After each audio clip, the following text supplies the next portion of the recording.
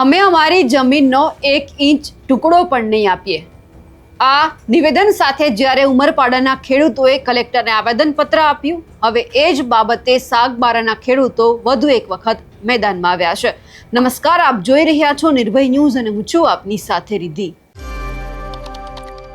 સાગબારાના ખેડૂતો 6 થી 7 દિવસ સુધી જે ધરણા ઉપર બેઠા એ તમામ બાબતે ક્યાંક ઉમરપાડાના ખેડૂતો છે તેમણે કલેક્ટર કચેરી સુધી 1000 થી લઈ 1200 જેટલા ખેડૂતો ભેગા થયા, લોકો ભેગા થયા, એક રેલી કાઢવામાં આવી, આવેદનપત્ર આપવામાં આવ્યું અને સ્પષ્ટ વાત કરવામાં આવી કે અમે અમારી 1 ઇંચ જમીનનો ટુકડો પણ સાગબારાના ખેડૂતો છે તેમને ખેતી કરવા માટે નહીં આપીએ।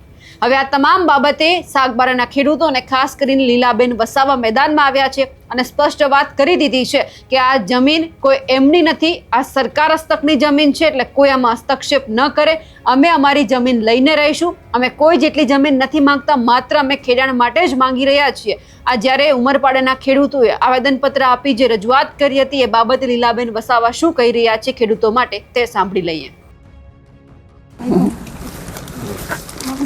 અને વડગામના જે એક વડીલ છે, માનનીય વડીલ શ્રી, એ વારે ઘડીએ ખોટા મેસેજો આપે છે। તો મારે એ ભાઈને એટલું જ કહેવાનું છે, જે બાળકીનું જેની હાથે જે હાદસો થયેલો અને વારે ઘડીએ એ ભાઈ મીડિયામાં બી બોલે છે, સોશિયલ મીડિયામાં બી વિડીયો વાયરલ કરે છે, વારે ઘડી અમને ભોગવવામાં એ બહુ પારંગત થઈ ગયા છે ભાઈ। તો મારે એ ભાઈને એટલું જ કહેવાનું છે કે જે બેનની હાથે જે બાળકી હાથે હાદસો થઈ ગયેલો તો એ બાળકીને જે સરકાર તરફથી, જે જંગલ ખાતા તરફથી જે સહાય મળે છે, જે એને મદદ મળે છે તે એણે અપાવી કે કેમ? મારે એટલું જ કહેવાનું છે કે જંગલ ખાતાની હાથે એ 24 કલાક એ ભાઈ સંકળાયેલો છે। તો એ બાળકીની હાથે એને જે બી થયું અને એ બાળકીને જે એના પરિવારને જે બી કંઈક સહાય મળવું જોઈએ તે સહાય સરકાર આપે જ છે। તો એ સહાયમાં એ ભાગીદાર છે કે કેમ અને હજુ સુધી એ સહાય મળી છે કે નહીં તે એણે જોવું જોઈએ। તો અમને નહીં મળી હોય તો અમે એ જે બાળકીના પરિવાર સાથે છે અને એ સહાય અમે અપાવીશું। ગઈકાલે જે ઉમરપાડા ખાતે ઉમરપાડાના ખેડૂતો દ્વારા આવેદનપત્ર આપવામાં આવ્યું હતું અને તેમાં જણાવ્યું હતું કે સાગબારાના ખેડૂતો અમારી જગ્યા પર કબજો કરે છે કે અમારી જગ્યા પર દબાણ કરે છે। તો તે મુદ્દે આપ શું કહેશો? મારે એ જે મુદ્દો છે એ લોકોનો એ મુદ્દે એ કહેવાનું છે કે આ લોકોએ જે આવેદનપત્રક આપ્યું છે અમારા વિરુદ્ધમાં, તો ચંદનબેન જે છે આપણા ખોટારામપુરાના સરપંચ, એણે એવી રીતે નિવેદન આપે છે કે આ જે અમારી જમીન છે એ જમીન સાગબારાવાળાએ જે કબજો કરવાની કોશિશ કરી છે અને માંગણી કરીને બેઠા છે, તો અમે એ જમીન 1 ફૂટ પણ અમે આપવાના નથી। હવે આ બેનને મારે એટલું જ પૂછવાનું છે કે આજ સુધી કેટલા ખેડૂતો માટે ધરણા પર બેઠા અને કેટલા ખેડૂતો માટે આવેદનપત્ર એણે આપ્યું અને જે એમના જે ગામના ખેડૂતો છે આજે બી એ લોકોને પણ આ જંગલ ખાતું ખેતી કરવા નહીં દેતું। કેટલા ખેડૂતો એવા દુઃખી છે કે એમને ખેતી કરવા નહીં દેતા, એના ખેતરોના શેડા પર ખાડા ખોદી દેવામાં આવ્યા છે। તો મારે ચંદનબેનને એટલું જ કહેવાનું છે કે કેટલા ખેડૂતોના પડખે જઈને તમે એનું દુઃખ દર્દ સમજ્યું અને જાણ્યું અને જે જમીનની વાત આવે છે તો 1 ફૂટ પણની જમીન આપી એવી વાતો બેનશ્રી કરે છે। મારે બેનને વિનંતી છે, એ જમીન ખુદ આપણા બાપની બી નથી, સરકારની બાપની છે અને સરકાર આપણને આપણા બધાની છે। તો સરકાર જે બી આપણને હક હિસ્સો આપશે, હા, તે સરકાર આપશે અને એ જ અમારા માટે શિરોમાન્ય છે।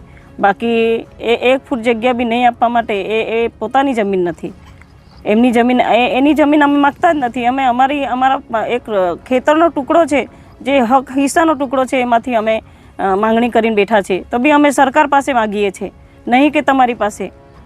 એટલે મારે વિનંતી છે કે આવી બધી બાઇટો આપતા પહેલાં 10 વખત વિચાર કરે અને કાયદાનું પાલન કરે।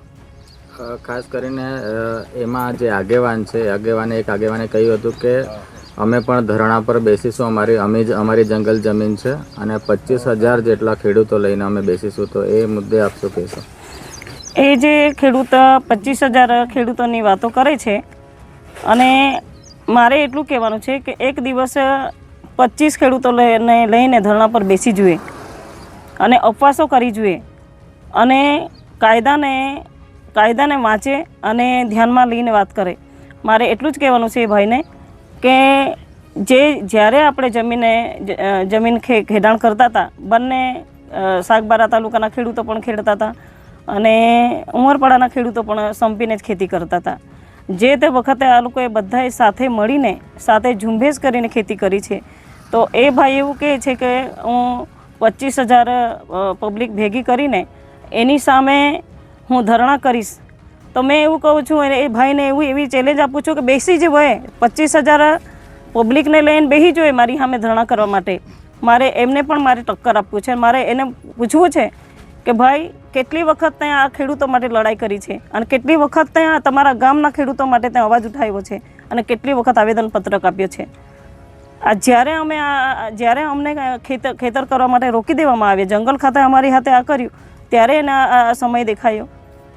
એટલે મારે એટલી જ વિનંતી છે કે ભાઈ આ બધા ચેલેન્જો આપવાનું બંધ કરે અને એ પોતે જાતિભાઈ છે અમારા.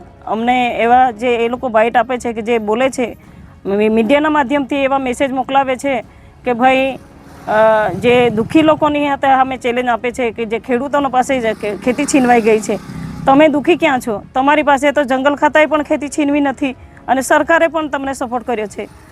તો પછી અમને ચેલેન્જ આપીને શું વિચારણા કરો છો? તમે શું સાબિત કરવા માગો છો? તો જે બી કંઈક મેસેજ આપે છે આ ભાઈ, તો મારે એટલી જ વિનંતી છે કે પહેલાં કાયદો વાંચે અને થોડા વિચારણા કરીને બોલે.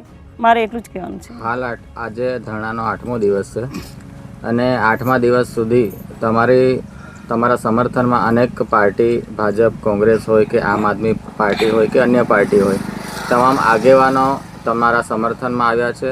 અને તે બાબતે ઉમરપાડાના જે આગેવાનો છે તેમના દ્વારા કહેવામાં આવ્યું હતું કે કોઈ પણ નેતા, ગમે તેટલા નેતાઓ તેમના પ્રોટેસ્ટમાં આવી જાય, પરંતુ અમે તેમને જમીનનો હક નહીં લેવા દઈએ, તેવું પણ એમણે જણાવ્યું હતું. એ જો ખેતરનો જે હક અધિકાર નહીં લેવા દઈએ ને અમે જમીન નહીં આપીએ, એ લોકોએ નહીં નક્કી કરવાનું, એ સરકારે નક્કી કરવાનું છે. અને જે બી અમારા સમર્થનમાં આવે છે, જે બી આગેવાનો આવે છે, દૂર દૂરથી કોંગ્રેસના આગેવાનો આવે છે કે પછી આમ આદમી પાર્ટીના આગેવાનો આવે છે અને અન્ય જેટલા બી પક્ષના ખેડૂતો અમને સમર્થન આપવા આવે છે, એ બધા ખેડૂતના આગેવાન બનીને આવે છે. એ લોકોને ખબર છે કે બેન જ્યારે ધરણા પર બેઠી છે, લીલાબેન, તો એનું પદ બાજુ પર મૂકીને ખેડૂતની દીકરી બનીને જો ધરણા પર બેઠી છે અને એના ખેડૂત ભાઈઓને ન્યાય અપાવવા બેઠી છે, તો આપણે પણ એના પડખે જઈએ અને એવી રીતે એ લોકોનો મંતવ્ય રજૂ કરે કે બેન ખેડૂતો માટે લડે છે, તો અમે પણ બેનની હાથે, બેનના સમર્થનમાં અને ખેડૂતોના સમર્થનમાં આવે છે. એટલે એ જે વાતો કરે છે, ખોખલી વાતો કરે છે. મારે જે બી આ નિવેદન આપે છે એ ભાઈને એટલું જ કહેવાનું છે કે આ જે જન આંદોલનની વાતો કરે છે કે ભાઈ અમે આટલા 25,000ની ધરણા કરીશું અને આટલી પબ્લિકને લાવીને મૂકી દઈશું, અમને 25,000 બી નહીં જોઈતા અને અમારે કોઈ એ નહીં જોઈતો. અમને જે બી દિલથી અમારા તમામ આગેવાનોને જો અમને સમર્થન આપે છે, તે એમને બી એવું લાગ્યું હશે કે એ સત્યના માર્ગે ચાલી રહેલા છે અને ઉપવાસ જો ચાલુ કર્યા છે એ સત્યના માર્ગે ચાલી રહેલા છે અને સત્ય કોઈ દિવસ પરાજિત નથી. લીલાબેન વસાવાએ હવે જે માંગ કરી છે, જે ઉમરપાડાના જેટલા પણ જે આગેવાનો મેદાનમાં આવ્યા હતા, જે સરપંચ મેદાનમાં આવ્યા હતા, એ તમામને સીધો જ સવાલ કરી દીધો છે કે આદિવાસી ખેડૂતો કેટલા સમયથી હેરાન પરેશાન થઈ રહ્યા છે. ત્યારે તો તમને કોઈ પણ આદિવાસી ખેડૂતનું પેટમાં ન દુખ્યું. હવે જ્યારે સાગબારા નામે તમામ લોકો બેઠા છીએ, અહીંયા ધરણા કરી રહ્યા છે, તો અમે તમને કેમ નડી રહ્યા છીએ? અને જો તમને આટલું જ આદિવાસી લોકો માટે પેટમાં દુખતું હોય, તો જે લોકોને તકલીફ થઈ રહી છે એમના માટે પણ તમે બોલો. હવે એ જોવાનું છે કે ઉમરપાડાના જેટલા પણ આગેવાનો મેદાનમાં આવ્યા હતા તેઓ આ બાબતે હવે શું કરશે. અમારા અહેવાલને લઈને આપનું શું માનવું છે કમેન્ટ કરીને ચોક્કસથી જણાવજો. સાથે જ અમારી નિર્ભય ન્યૂઝ ચેનલને લાઇક, શેર અને સબસ્ક્રાઇબ કરવાનું ભૂલશો નહીં. નમસ્કાર.